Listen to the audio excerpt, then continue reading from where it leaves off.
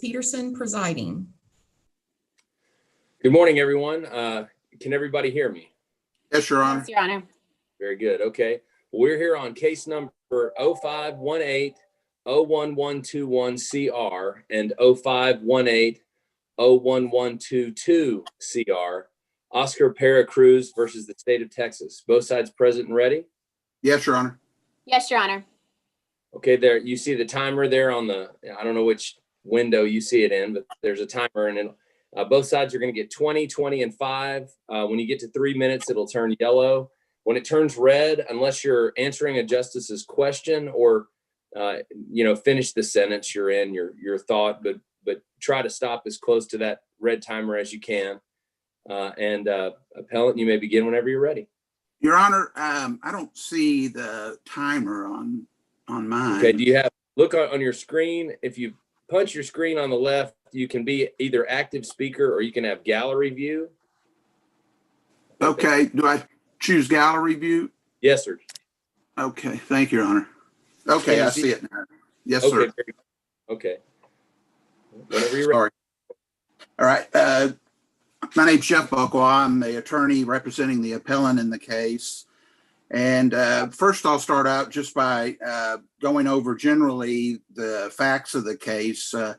So this is a aggravated sexual assault of a child and also an indecency with the child, two charges that were tried together in the 282nd District Court.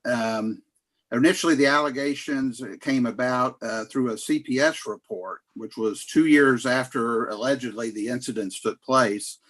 They contacted the EG, which is the complainant's mother, who stated they were living at the El Rancho apartments back in 2015. They said that their apartment was a one-bedroom apartment, which becomes pretty significant in the trial testimony. And friends of Marciela, which was the appellant's wife, they were friends with her, and they claimed that Marciela babysat on Saturday nights while Garza would work at a bar, and that this went on approximately for a year or more. Marciela played with, according to the testimony, with the daughter of Marciela and appellant Cassandra. EG said that Oscar had touched her back in the 2015. According to EG's mother, she had indicated that EG had told her that she had been touched by Oscar. She didn't know whether it was under or over the clothes.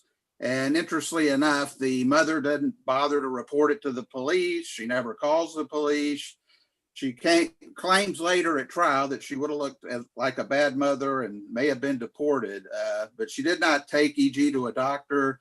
She did some type of examination, she said herself, which according to her indicated no abuse. Apparently she had examined the genitals of EG. Later at trial, she claimed, well, she didn't understand that this was supposedly anal penetration or contact as opposed to genital.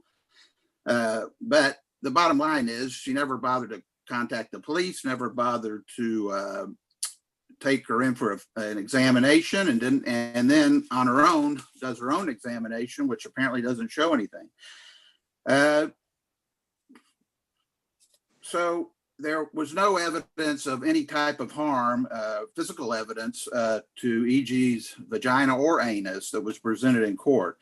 But more specifically, EG testified that Marciela babysat her. Marciela had 3 children, Mikey, Carlito, and Cassandra. They lived at the El Rancho apartment, she said. And Marciela also had a husband, which she named as Oscar, but never identified him in court as the person she was talking about. EG said that she had spent the night at Cassandra's house back in 2015. And her testimony was that she spent with Cassandra, which was the daughter. Her testimony was that they only had a 1-bedroom apartment. Now, interestingly enough, that isn't true. There were numerous witnesses, and it really was uncontested that the appellant's apartment was a 2-bedroom apartment. So that was controverted by the appellant and his witnesses, and really none of the other witnesses for the state said that it wasn't a 2-bedroom apartment. So we know she was wrong in that respect on stating what the apartment looked like, or even that it was a 2-bedroom. But so the appellant's brother and 3 children slept in 1 bedroom. That was the testimony. And that Cassandra, according to EG, slept on the top bunk. An appellant's son, Miguel, and Marciella's niece, Sarah, slept on the bottom bunk. Appellant, Marciello, and the youngest son slept in a living room. However, the testimony from all of the witnesses for the defense stated that EG never slept at the apartment, nor was she ever babysat by Marciello. So through corroboration, as far as the appellant's testimony, Jose Rivera testified that he had moved there with his father and his 2 sisters back in 2013. And he testified that, or he corroborated the appellant's testimony that they were living in that apartment at the time of the alleged offenses. Now, EG never stated that there were any of these other people living in the apartment, or never identified other people living other than the family members of appellant. However, there was, not only was Jose, did he testify, that there were several other witnesses, including appellant, that testified that the uncle and his family were living at the apartment at the time. So one thing I'd note is that EG's testimony just does not seem believable, and that they've all controverted that she even was over there spending the night, and 2, that she doesn't remember any of these other people living in the apartment. So anyway, it was a 2-bedroom apartment, not a 1-bedroom, and Riviera or Jose stated that he had slept in his dad's and sister's 1 bedroom, and that they would always leave the door open because his sister had needed air circulation, and she had complications from pneumonia and had to use a breathing device. And also because there were so many people living in the apartment that it was very hot in there. And he testified he never saw EG in the house. Marciella never babysat EG. Appellant and the wife had a child by the, they also had a dog by the name of Marley, which EG never mentioned, stated that the family didn't have any pets. She denied, EG, that anyone else lived there other than the people I'd already stated. She said that there were no pets in the house. All of this goes to her credibility. Obviously, it is up to the jury to decide credibility, but they can't disregard the overwhelming evidence. So next, they had Denise Rivera testify, and that was Jose's sister, and she confirmed what Jose and appellant had testified to, that she verified it was a 2-bedroom apartment, that there was a Chihuahua by the name of Marley that was there, that she verified the sleeping arrangements, stated that Marciella never babysat EG back then. She never had EG over for any special nights, never saw EG in the apartment even. EG's mother, Garcia, only came to the apartment, she testified to, when she would knock on the door to talk to Marciella. So there's 2 more witnesses saying that this couldn't have happened because she never stayed at the apartment and never was babysat. The next witness called by the defense was Sarah Espinoza. She was the niece of Marciella. She had moved from California and was living with them during 2013 to 2016. They lived in a 2-bedroom apartment, and she also corroborated the sleeping arrangements, and that in the bedroom, she slept in with 2 of appellant's children, Miguel and Cassandra, and that it was a bunk bed. All the testimony showed it was a bunk bed, that Cassandra slept on top, which was the friend of EG, and that Espinoza and Miguel slept on the bottom. Now the top had a full bed, and the bottom had a full bed, and the top had like a twin bed in this bunk bed. Mr. Buchwald? Yes, Your Honor. In your brief, I see where the brother-in-law and his children moved in November of 2013, but I don't see an indication of when they moved out. You said a few minutes ago that they were living in the apartment at the time of the alleged offenses. Could you let me know if you have it at your fingertips where I can find that in the record? Judge, it was through the testimony, and I don't remember the exact date of the moving out, but I remember in the testimony they did state that they would have been there during 2015 when the alleged offenses were allegedly committed, and that all of these witnesses, the ones I've been going through, appellant, his wife, all confirm that those people, his uncle, or I mean, his brother and his family were all living there during the time of the alleged offense. I just don't recall off the top of my head what the move out date was. Okay, thank you. Thank you, Your Honor.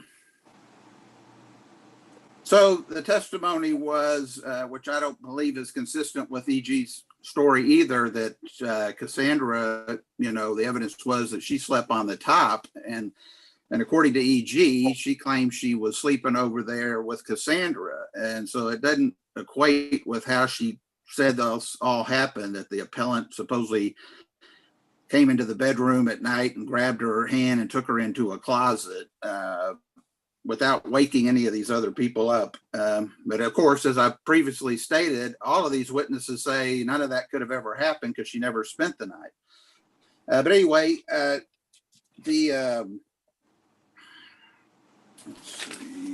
for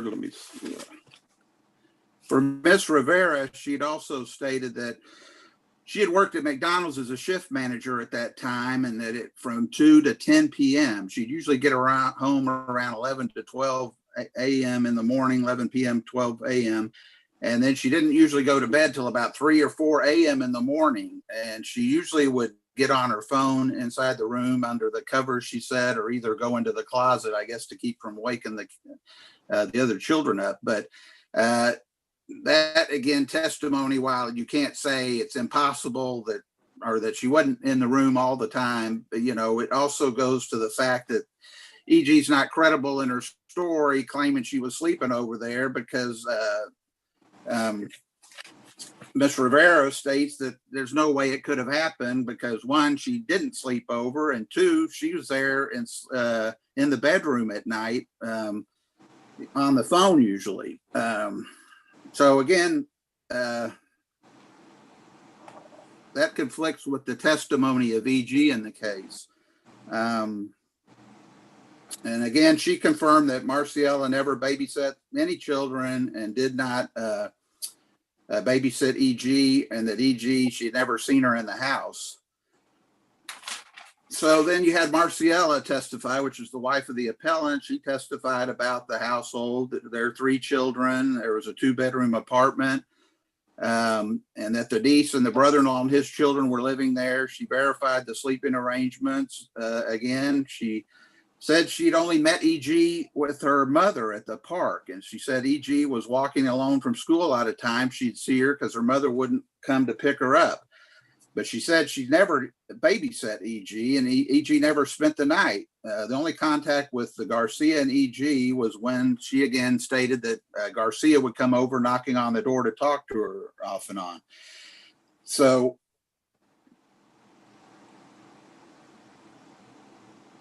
she also testified that the appellant, had never mistreated their children, and he'd never acted inappropriately with any children. And then, interestingly enough, Garcia seems to continue. She had testified to allow E.G. to play with Cassandra, even supposedly after these allegations were made. So I'd state that the actions of Garcia were contrary to the actions of any parent who believes that their child was abused. She refused to call the police, never reported to authorities, continued to allow the child to play with the appellant's daughter, and that the overwhelming evidence showed that E.G.'s allegations were false, that she never spent the night, she never was babysat by Marciela. She claims her allegations specifically are that she was at the apartment, which she said was a 1-bedroom, no dogs, no brother-in-law and his children, no Denise. Oscar woke her up by turning the light on in the closet, pulled her out by her hand into the closet, and then, depending on her testimony and her outcry, said he put his middle part in her butt, that she had her tights on, and put his penis under her clothes. But she contradicted her own testimony when she stated that his penis in her trial testimony did not touch the inside of her butt, only that it had touched her. She claimed, but wouldn't specify where she claims it touched her. This is one of the incidents. There's no clarification from her where he touched her, on her hands or her knees. She says Oscar was behind her, she's claimed, on his knees. Claimed it happened more than one time, but then changed it that only 2 incidents had happened. So her testimony wasn't consistent, and she doesn't remember if Oscar, at one point on redirect, she testified she doesn't remember if Oscar put his penis into her anus more than one time.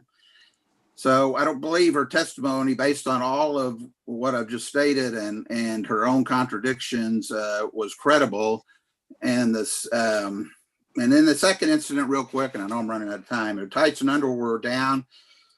She stated the same position. Oscar put his penis in her butt, touched her vagina with his hand, but she directly contradicted that when she told the forensic interviewer that E.G. That he only touched her feet and that she had her pants on the whole time. She said at trial that there were only 2 incidents. So I just remind the court too that there's no physical evidence in this case. And I know in a lot of times in these types of cases, there's no physical evidence, but that also goes to, I believe, the story that E.G. has. There's no DNA evidence, no photos, no video, or any other kind of corroboration other than that it's based on what E.G. has said to her on her own or to somebody else. And I just state she couldn't recall simple details like whether she claimed it happened in the summertime or while she was in school. She couldn't recall the age of Cassandra, who, according to her, she played with all the time, or what grade Cassandra was in. Again, she said there was only 1 bedroom, which we know isn't true, and said there were no pets at the home, which we know is not true. So my argument in relation to the sufficiency is just that the jury's not free to just ignore credible evidence of innocence or overwhelming evidence of what I would say that this couldn't have even happened.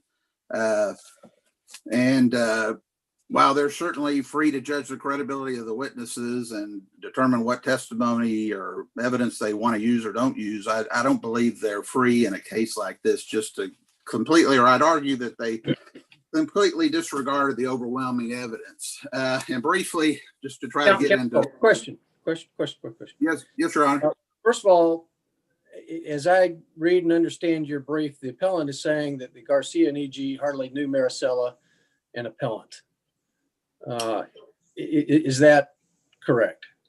Well, I don't know if I'd say hardly knew him. I do think that they knew him, and that there was testimony that Marciela, or that Garcia, would come over to talk to Marciela, but the testimony was that she never spent the night and didn't babysit E.G. So she did play with Cassandra. So, obviously there was some type of relationship there, but they're saying she never was at that home. Typically in cases like this, we see some sort of motive for why the victim complainant would want to accuse the appellant of something like that, but there doesn't seem to be any motive of that in this case. Why? What am I missing? Well, I guess I'd argue you're missing what the state should have provided, and that is because they have the proof to prove the case beyond a reasonable doubt. I'm not aware of there being any testimony about why she would be upset. Usually the appellant is saying, look, we had a bad relationship. I'm the stepfather or the new boyfriend, and she didn't like me moving in. I had to discipline her. Those type of things that would undermine the credibility of the complaining witness's testimony, but I don't see any of that in this case. Well, Your Honor, really, I guess the evidence showed, or the testimony was, that she was friends with Cassandra, but that the appellant didn't have any relationship with E.G. or her mother, that only Marciela had I guess you'd call somewhat of a relationship, and that Garcia would come over and talk to her off and on. But everybody testified, for the defense, which were numerous witnesses, that there was no relationship between the appellant and E.G., that she never spent the night, and that she never was babysit over there. So they all said there's no way it could have happened. So why would they pick out appellant to assert these claims against?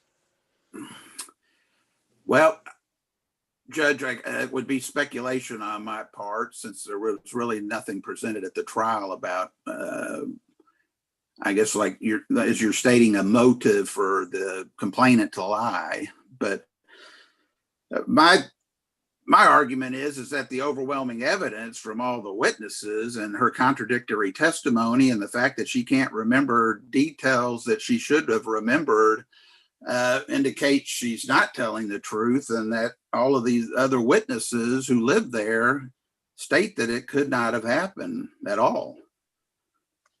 So that's why these cases are so disturbing, because there's no other evidence to corroborate anything in the case other than the complainant saying it happened and telling somebody. Mr. Buchwald, if I may, before we run out of time, both your predecessor, Mr. Campos, and in your brief have made, kind of explosive accusation against the DA's office that there was an ex parte request to transfer this case from the 265th to the 282nd. But when I look in the clerk's record, in the motion filed by Mr. Campos to retain jurisdiction, he himself attaches an Exhibit A, which is the email exchange that has been described both by him at the trial court and by you here at the Court of Appeals as the ex parte communication. But there's an email address that's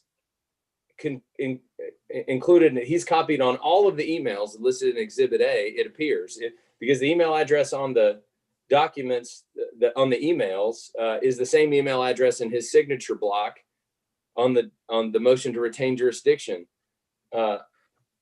Why is emailing counsel at the address that they provide on their signature block in pleadings, why is that not notice? Your Honor, I believe that my understanding of what went down, and of course I wasn't there, but based on reading the record, is that those emails occurred after the initial ex parte discussion between the prosecutor and the judge. And so he did attach those emails, but they were discussions, I guess, about transferring it after the initial discussion that took place between the prosecutor and the judge. And I believe that's what he's stating is improper. Case was originally filed in the 282nd, at least on the. Yeah, isn't that normally when the case gets refiled, you send it back to the first court so that you don't have forum shopping? That's possible, but I believe, and granted, there's not much of a record on this because apparently it wasn't recorded by the court. But my understanding is, originally the case was filed in the 282nd. The DA's dismissed it without prejudice, refiled, it went into the 265th. But I believe, based on trial counsel's arguments and filings, that he didn't believe he was getting favorable rulings and treatment in the court, and believed that the prosecutor was forum shopping. And that's why it would have been sent to another court, or why he was objecting to being sent back to the 282nd. And it wasn't so much that the 265th couldn't hear the case. They had sent it to an auxiliary court initially, but it was the auxiliary courts that said they had other cases scheduled with witnesses coming from out of state. And it wasn't the 265th that said they couldn't hear the case, or that the judge couldn't hear it in the 265th. Thank you very much. Thank you, Your Honor. Ms. Duncan, whenever you're prepared. Thank you, Your Honor. May it please the court. Your Honors, Mr. Buchwald, my name is Kimberly Duncan, and I represent the state of Texas in this case. Appellant has presented 5 issues on appeal. The first 2 challenge the sufficiency of the evidence supporting his convictions. But as the state will discuss momentarily, the state presented legally sufficient evidence to prove beyond a reasonable doubt that appellant committed aggravated sexual assault of a child and indecency with a child by contact. And his third issue, as the court was just discussing, is the claim that the trial court erred in transferring the cases from the 265th and the allegation of forum shopping. However, the trial court, the 282nd, properly accepted the transfer of the cases in this case, and his claim has no merit. And finally, appellant's claims of jury charge error should also be found against him. Looking first at the sufficiency of the evidence in these cases, this court is required to, this court cannot substitute its judgment for that of the jury. Here, the trier of fact was the jury. The jury was the sole judge of the weight and credibility of the evidence. And the requirement is that this court presume the jury resolved any conflicting inferences in favor of the verdict, and recognizes that the jury may accept one version of the facts and reject another. In this case, the jury clearly rejected appellant's version of the facts and accepted the version and found beyond a reasonable doubt the version of the facts presented by the state in this case. Okay, but there are some cases where it's possible that while there is some evidence supporting the state's case, the overwhelming weight of the rest of the evidence is so contrary to that it needs to be set aside. I mean, there are some cases that fit that category, aren't there? Your Honor, there may be cases that fit that category. These are not those cases. In this case, the state proved its case beyond a reasonable doubt, and the jury was not required to believe the version of the facts, which I would argue is highly suspect, that was presented by appellant and his witnesses. In this case, appellant and his witnesses presented a timeline where there was someone awake at the home literally every minute of the day, where people were sleeping with doors open, although sleeping exactly where the victim, E.G., said that the children were sleeping in this case, and where appellant and his wife were sleeping. I think based on those, the jury was not required to accept the testimony of appellant's witnesses in these cases. Counsel, our court has recently has reached conclusion second-guessing fact finders. In Ray CVL, we reversed a best interest fact finding based on the testimony from two supporting witnesses. And in Thedford versus State, we rejected a jury finding of criminal negligence based on our view of the evidence. Given these new precedents, how can our court now say that the overwhelming defense evidence in this case doesn't require an acquittal? Your Honor, the defense evidence in this case is not overwhelming. The jury is the ultimate fact finder. That has not changed. That precedent has not changed, and that is what the Court of Criminal Appeals has instructed this court to, the standard this court is instructed by the Court of Criminal Appeals to apply in criminal cases. And in this case, the state presented legally sufficient evidence to support all the elements of both offenses, and the jury was not required to believe appellant's testimony, and this court should not substitute its judgment for that of the jury. Here, the complainant's mother, Sadie Garcia, testified that when E.G. was approximately 6 years old, right before she turned 6, her neighbor, Maricela, a neighbor at the El Rancho Apartments, began watching E.G. overnight on Saturdays, one night every weekend for almost a year. One night when she told E.G. that it was time to go over to Maricela's apartment, E.G. told her that she did not want to go because appellant had touched her. At that time, she did not give details to her mother about the touching. She did not tell her mother that this was involving her anus. She did not give any details. Her mother asked if it was over or under the clothing. She did not give details to her mother at that time. She just said she didn't want to go. He'd been touching her, and her mother did not make her go. 2 days later, her mother confronted Maricela about the allegation and talked to her about it, and she did not take E.G. back to Maricela's apartment again. The fact that she continued playing with a fellow child at the park does not in any way support appellant's claim in this case. No one has alleged at all that the child daughter of Maricela and appellant in any way was involved in this abuse. That's nonsensical, that the fact that she continued playing in a park with another child would mean that the allegations didn't happen. A number of witnesses testified that Maricela didn't babysit and E.G. never spent the night. The witnesses did testify to that. However, in his interview with Detective Jose Ortiz of the Dallas Police Department, appellant admitted that his wife did babysit E.G. and that E.G. did spend the night at their apartment several times. And that's in the record at page Reporter's Record, Volume 3, page 155. He admitted that she had spent the night numerous times.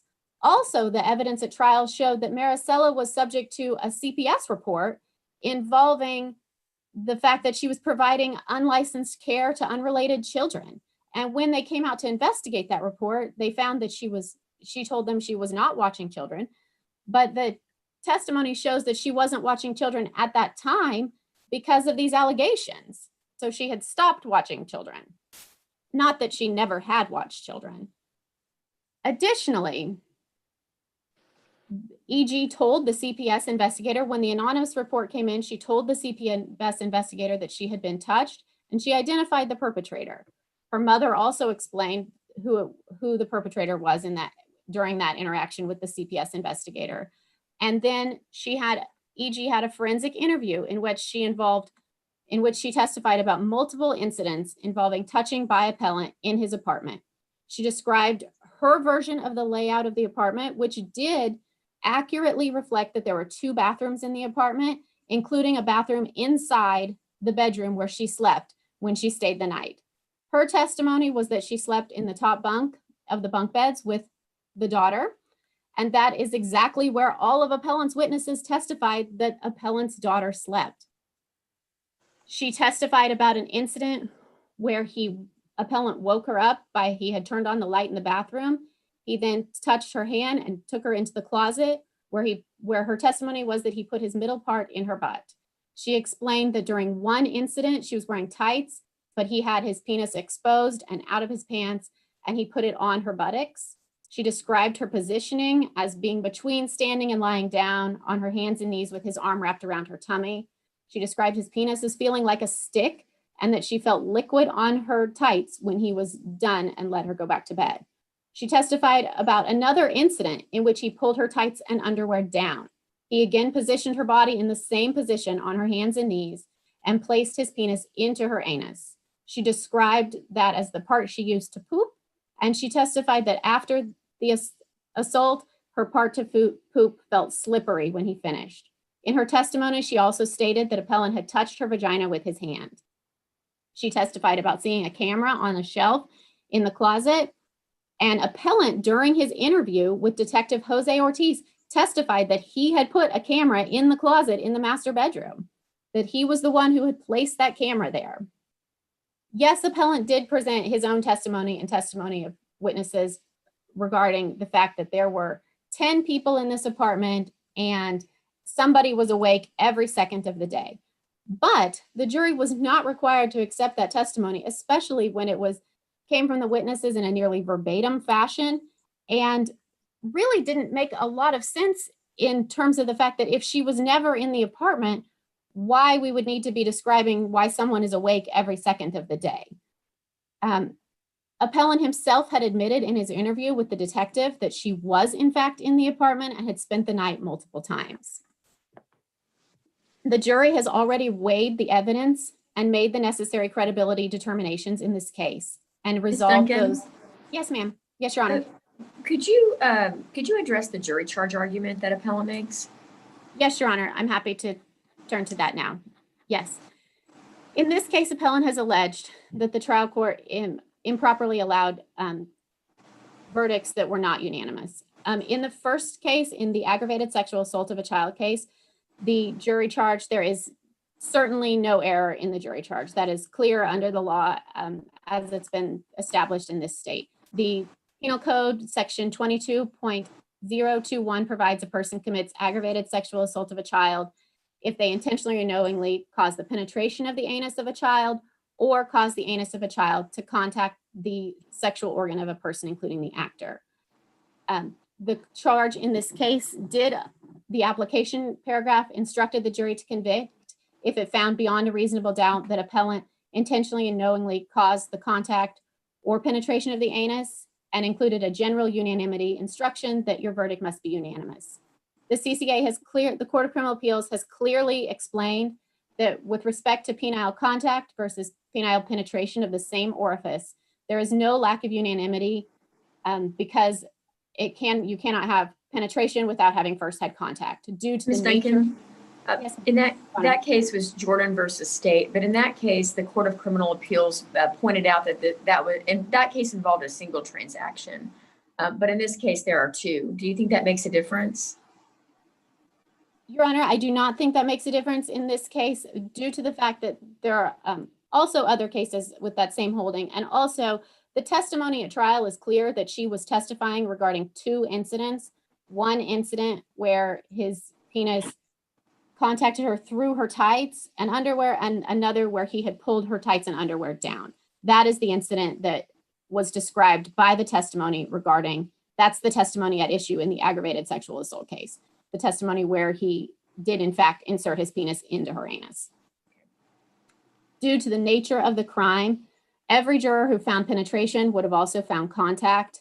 There can be no lack of agreement that he at least caused his sexual organ to contact her anus. Thus, there was no issue with a non-unanimous verdict in that case. In the indecency with a child case, any error that this court would find did not cause appellant egregious harm. He did not object to the charge on this ground at trial, which means the record would have to show egregious harm for reversal. The jury charge instructed the jury to convict appellant if it believed beyond a reasonable doubt that he intentionally or knowingly engaged in sexual contact with E.G., herein the complainant, a child younger than 17, by contact between the hand of the defendant and the genitals of the complainant, or contact between the genitals of the defendant and the complainant, with the intent to arouse or gratify the sexual desire of the defendant.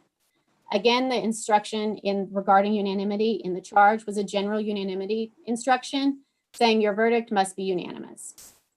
The Court of Criminal Appeals has explained that while unanimity is not violated when the jury is instructed on alternative manners and means of committing the same offense, and he does not demand an election before the case is submitted, it is not error. However, the Court of Criminal Appeals has also said that sexual contact criminalizes separate types of contact. So to the extent that that is what was alleged in this case, then under that rationale, contact between appellant's hand and E.G.'s genitals and contact between his penis and her body could be seen as different criminal offenses. However, the error did not cause egregious harm. First, we look at the entirety of the charge. The charge did include a general unanimity instruction, but did not specify they had to be unanimous about which incident of touching they unanimously found. The charge as a whole contained the proper offense definitions, instructions on the state's burden, and the presumption of innocence. So the remainder of the charge did not exasperate any error, but also did not do anything to remedy it. So that factor has been found by courts to weigh in favor of a finding of harm. However, looking at the state of the evidence weighs heavily against a finding of harm. While we have discussed now, and the briefs make it clear that the two very different versions of the facts were presented in this case. But the jury has clearly found which version of the facts they found credible. Importantly, appellant did not deny that he committed some of the acts that were alleged. He completely claimed she never ever entered the apartment and that he was never with her, while she testified he sexually abused her on 2 occasions when she spent the night at his apartment, something that he had previously acknowledged happened to the investigating detective. The jury, by its verdict, the jury clearly rejected appellant's self-serving testimony and the testimony of his parade of relatives coming in to try to contradict the little girl's testimony. However, and by its verdict, it is clear the jury believed E.G. and disbelieved the defensive testimony. Nothing in the record supports the conclusion that the jurors may have believed that one of these acts happened, but not the other. Thus, it's logical to believe that the jury concluded he had committed all of the acts that were alleged. Looking at the parties' arguments, I'd like to depart a little from what my brief says about whether this weighs in favor of harm, and argue strongly that this factor does not weigh in favor of a finding of harm, and in fact weighs against finding harm. The parties' arguments, the prosecutor referred to the sexual contact allegations, saying, engaging in sexual contact. we can have two different kinds of contact. You can believe one or the other or both. Hand of the defendant with the genitals of the child. She told you he used his hands to touch her vagina. Do you remember that? And then she talked about the other allegation as well. The prosecutor's use of the word you, I would argue, was to the jury as a whole, to the jury collectively. You, the jury, can believe one, the other, or both. It did not in any way encourage individual jurors to reach different verdicts. And it did not, which is one of the factors that courts have found is weighs against a finding of harm, or at least does not support a finding of harm when neither party nor the trial court in any way during its made any sort of suggestion that the jurors did not have to be unanimous. It's important to note that the state did not tell jurors that they did not have to be unanimous, and appellant's counsel's argument reminded the jury generally that it needed to be unanimous. Finally, looking at any other evidence in the record for this court's consideration, nothing in voir dire either clarified or made this issue worse. Any, as discussed above, the state's evidence encompassed both of the alleged types of sexual contact, as well as the commission of the aggravated sexual assault. The jury did not send any requests for clarification during deliberations, which is a factor that has been considered. And the charge, importantly, did not affect the appellant's defensive theory, which was that he was never with the child. Thus, this factor does not weigh in favor of a finding of harm. I want to go back to the sufficiency question if we can. Under what circumstances, what type of evidence would allow an appellate court to second guess a jury's finding? It seems to me it's typically some sort of objectively verifiable fact that would tip against credibility determinations. What is your view of what would be necessary to allow a court of appeals to second guess a fact finder's finding? Your Honor, I would say that that's really not the court's role. The court's role is to look to see if there's evidence supporting the allegations, and it's supposed to be viewed in the light most favorable to the jury's findings. So I don't think that's exactly what the court's function is. In a sufficiency review, this court is supposed to review all the evidence in the light most favorable to the verdict. And the state did present evidence supporting each element of the offense. Appellant mentions that there's no physical evidence. Well, no, this happened years prior. She had told her mother she had been touched around the time that this happened when she was 6 years old. She also burst into tears 2 years later when the CPS investigator came to her home and asked her about if anyone had touched her. She then, for the first time, detailed the allegations to the forensic. What I'm asking about is, let's say the complaining witness testified and the case depended upon her testimony that the moon was made of green cheese, right? That would be an objectively verifiable fact that would discredit the witness's testimony. So is there anything like that in this case? As I understand your question, Your Honor, I would say no, this isn't a case where she testified to things that are so wrong that everything else goes against it, that the weight of just... That would sort of be the standard, wouldn't it? That the contrary, that the burden of proof evidence would have to be so far afield that nobody could believe it. Yes, Your Honor, it has to be reasonable inferences. What the jury has to decide has to make reasonable inferences and reach reasonable. Your Honor, may I continue to respond? Yes, please finish. Thank you, Your Honor. The jury is required to make reasonable inferences. And if someone came in and said things that absolutely nothing of it makes sense, like what you're saying, the moon is made of green cheese, it is not reasonable to base a verdict on things that I see where what you're saying with that, but this is not that situation. Here, she presented testimony that went to each of the elements of the offense. And I think looking at the detective's testimony, the mother's testimony, the CPS investigator's testimony are also really highly relevant and support the fact that even though there were conflicts between the two versions of events, that the jury and the jury's role is to make those credibility determinations. And here the jury did. The jury reached a reasonable determination, and this court should not be substituting its judgment for the jury's by reevaluating those findings. Any other questions? Thank you so much. Thank you, Your Honor. Mr. Buchwald, you have 5 minutes. If I might, I don't want to mess you up here, but I had a question about your forum shopping allegation, if I might. Can you identify any ruling that the 282nd made that you expected a different result in front of the 265th, for example? I'm trying to identify harm due to the transfer. Do you have any such examples? You're on mute, Mr. Buchwald. You need to unmute.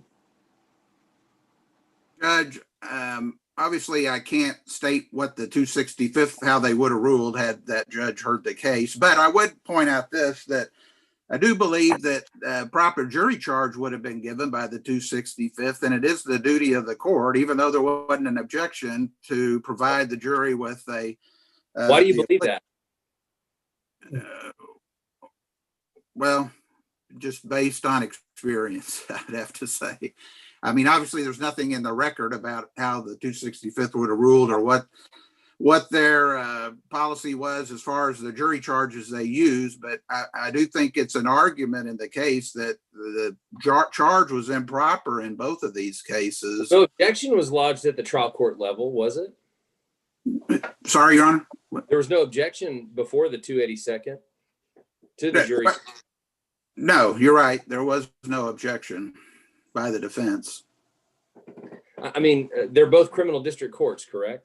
Yes, Your Honor. And certainly the court, as I cited in the brief, the statutes do allow the transfer of cases, but the distinguishing, as you touched on, I believe in the case, was the fact that it was ex parte originally, and that the appellant was denied due process, and we equate it to forum shopping, although admittedly... You don't identify any harm. You just make you're working with just the record. I understand that, but your colleague that represented Mr. Pereacruz at the trial court level made these allegations, but I'm unaware of, since they have the right to do this. My question is, so what? So tell me why. Let's assume for a moment, and I don't, but let's assume for a moment that transfer between these two courts was somehow improper, or there was some identifiable ex parte communication that exists somewhere in the record, and I'm just looking for it, not finding it. Right. So what? What's the harm to your client? Well, Judge, I guess I'd respond to that is that the trial counsel submitted an affidavit about what he said happened, and although the harm allegations, I guess, were kind of general, I would argue that affidavit was uncontroverted by the prosecutor or the judge. Unfortunately, we don't know what exactly happened when the judge denied the motions because it was off the record. So it's difficult as the appellate attorney to say exactly what the specifics were regarding those allegations, admittedly. Thank you. Thank you, Your Honor. Real quickly, with the remaining time, I just kind of touch on this unanimity arguments in the case. In the aggravated sexual assault, I agree that the cases don't apply to that, because that was in the Jordan case, that was a single transaction. So basically the court was saying, well, if there's penetration, then there has to be contact. The problem in this case is that there was testimony, even though contradicted by the complaining witness, about two separate incidents. And one of them was that she said there was apparently penetration, but then backed off of that saying, well, it was contact, or you wasn't sure where the appellant's penis touched her on her body. And then there was the other incident where she claimed that he penetrated.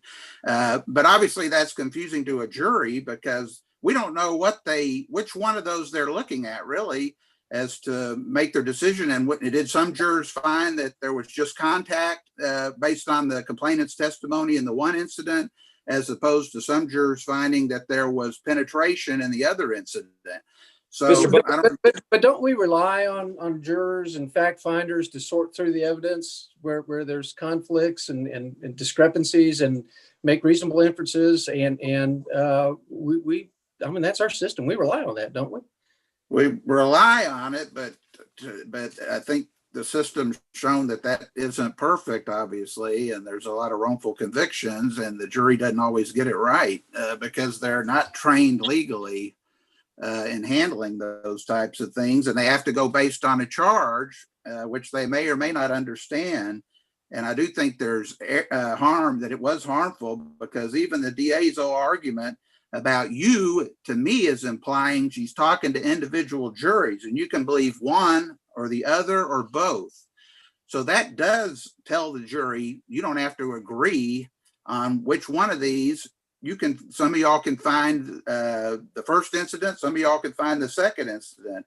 And at the least it was confusing to the jury, and the charge certainly didn't clear up that confusion for the jury by providing a unanimity charge other than the general one. And I'd also state that Mr. Buckwald, you're out my of time. time. All right. Yeah. Thank you, Your Honor. Thank y'all so much for a very able briefing and capable argument and helping us make the right decision in this case. And the case is submitted. Thank you. Thank you, Your Honor. Thank you, Your Honor.